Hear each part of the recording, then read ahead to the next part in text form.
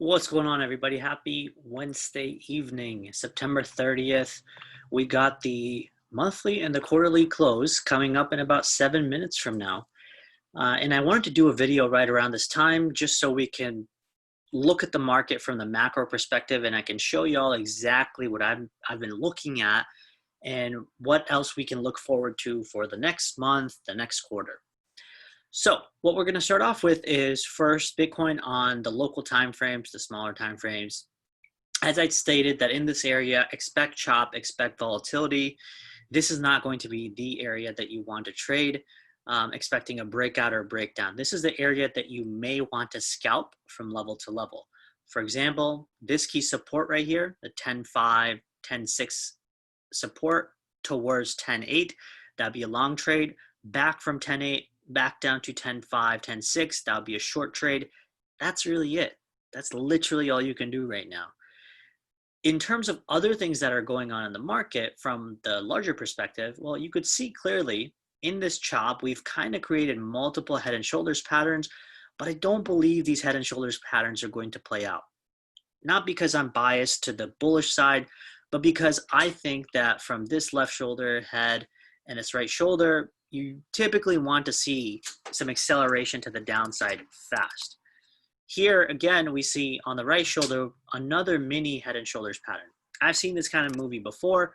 Usually this leads to fake outs of head and shoulders patterns like this, like this, like this, and then this thing starts moving back up. But again, I'm not going to get into that. I'm not trying to forecast and say we're definitely going to break up. But I'm saying more often than not, I've seen stuff like this before. And it doesn't really usually lead to breakdowns. More often than not, it actually leads to breakouts to the upside, because these are just many traps or sellers trying to force the price down, but price is just refusing to go down. From the 4-hour perspective, we can clearly see that price has maintained structure outside of this descending trend line.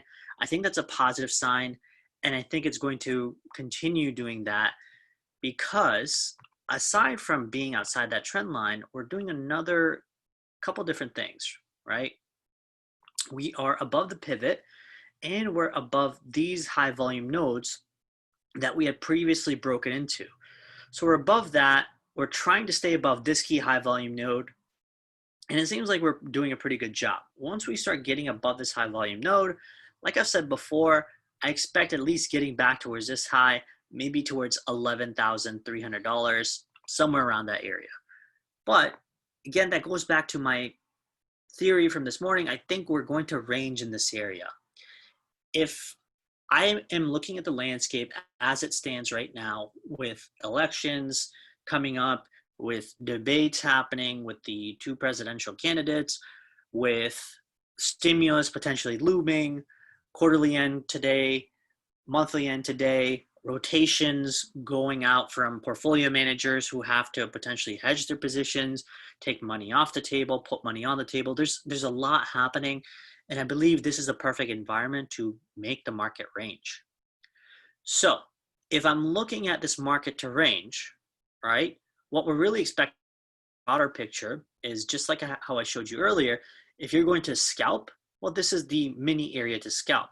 If you want to swing scalp, if you will, I don't know if that's a word, but if you want to swing scalp, I think going from this resistance back down to this support, that's a short. Going from this green support back up to this resistance, that's a long. Those are the only ways I could play this range. There is not a single trade that you could take in this area, guys. I just don't think so. It's possible that we might break up, like I said, because of the failed head and shoulders, but it's also possible we might dump down $500-$600 literally overnight. I don't know. The thing about this kind of environment is that you're in very unique times where volatility is going to be extreme, uncertainty is heightened, and there's just too many external factors that can sway the market in any which direction. So I want you guys to be careful, size down your positions. Don't think that this market is giving you any indication of moving up or down, because it's not. I can guarantee you that it's not. Any person telling you that we have to break up or down from here is lying, because it's really, really uncertain. However, there are some very unique opportunities that are presenting themselves, and I'm going to kind of bring that up right here. First thing, I wrote up a advantage analysis update for Advantage members right here in the altcoin analysis channel. Make sure you guys read that, because this here contains, contains my view of the market, of how I'm seeing this area right here, which is the daily time frame. Let me turn this off real quick. Of this area right here, analogous to what happened back here, which was sideways movement in a range bound area between most of May, June, and pretty much most of July, and then we saw a breakout. Now, it's not necessary that Bitcoin has to break out, but if you guys remember, in this path right here, I'm sorry, in this movement right here, in this chop, in this sideways movement in Bitcoin, altcoins, specifically the DeFi segment, really, really broke out. I still remember Link breaking out in this area, going from $4 all the way to 10, 11, almost 20 bucks. So where are we now? Well, I think the DeFi space has calmed down a little bit. I think the money rotations have actually flown out of the DeFi space, and I think they're going into something that we've spoken about numerous times, which is the NFT space. Now, I read this article, and I'm going to post this up for Advantage members again. But remember, we have been talking about the DeFi space for the last 2 to 3 weeks. Why? Because the sentiment is picking up. There are other altcoins in the DeFi space. You can go to CoinGecko, pick out the DeFi category tokens, and you can see that DeFi is actually exploding. While at the same time, tokens like Link, which were very hot during the DeFi segment of breaking out during June, July, and August, they are taking a back seat. Okay, as you can see, this is a pretty broken down structure, right? This, even YFI. I mean, I like YFI, but this is not really a good looking. This is not really a good looking structure. Let me see. Where is my Wi-Fi chart? Let's see here. Right, so this is in my opinion, this is a clear head and shoulders pattern. Again, I don't necessarily know if this is going to break down, but it ain't a good looking pattern. We've kind of ranged sideways between, say 19,000 all the way up to about 40K.